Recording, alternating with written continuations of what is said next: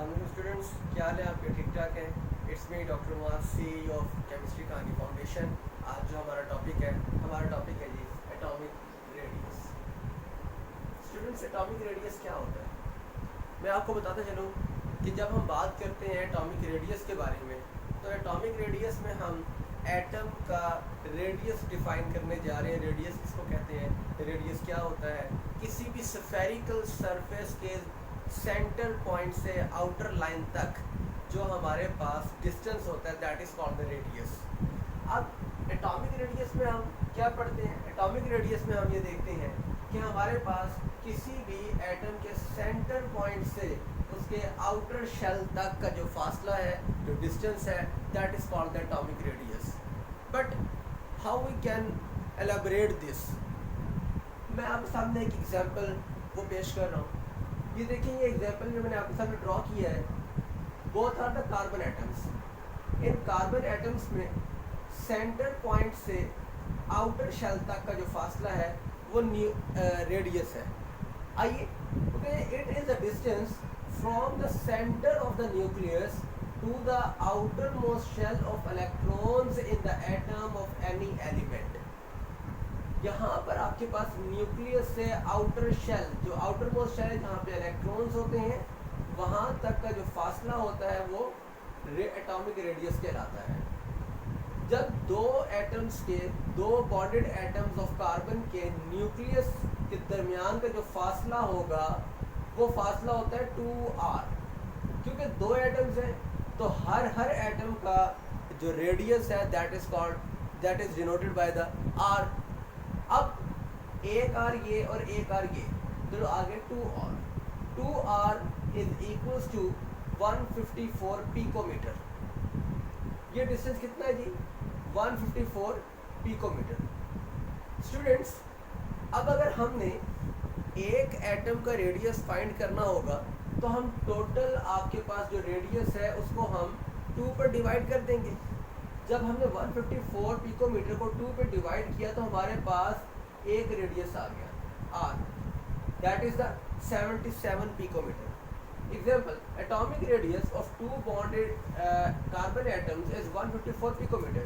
It means its half 77 picometer is radius of carbon atom as shown. Student, इसके बाद आपके पास आता है atomic size. Atomic sizes are estimated from atomic radii. Atomic size आपके पास जो base कर रहा होता है वो atomic radii पे कर रहा होता है। अगर आपके पास एटॉमिक रेडियाई ज़्यादा बड़ा होगा तो एटॉमिक साइज भी उसी हिसाब से ज़्यादा होगा। देखिए, ट्रेंड ऑफ एटॉमिक साइज क्या है? दो तरह के ट्रेंड होते हैं जी। एक होता है इन पीरियड, दूसरा होता है इन ए ग्रुप। पीरियड में वो कहते हैं the atomic size decreases from left to right due to increase in the atomic number and increase in the nuclear force on valence electrons.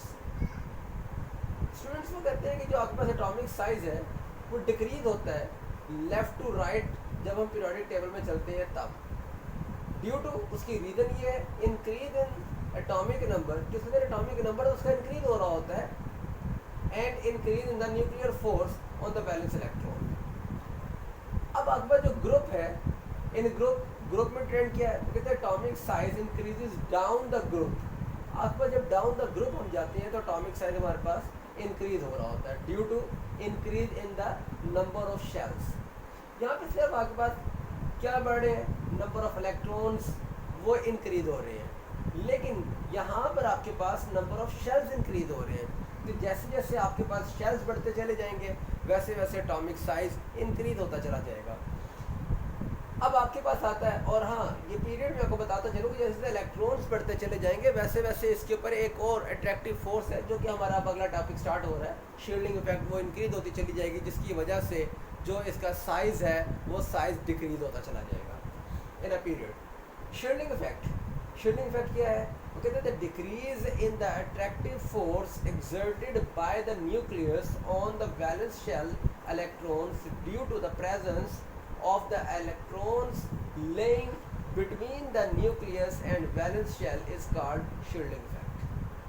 Means आपके पास न्यूक्लियस का ये वो चार्ज होता है, अट्रैक्टिव फोर्स होती है जो इलेक्ट्रॉन्स को उसके वैलेंस शेल में जो मौजूद होते हैं उनको अपनी तरफ अट्रैक्ट कर रही होती है, और यही फोर्स ऑफ अट्रैक्शन की वजह से ही आपके पास इसी के ऊपर डिपेंड कर रहा होता है कि आपके पास साइज़ बड़ा है या छोटा।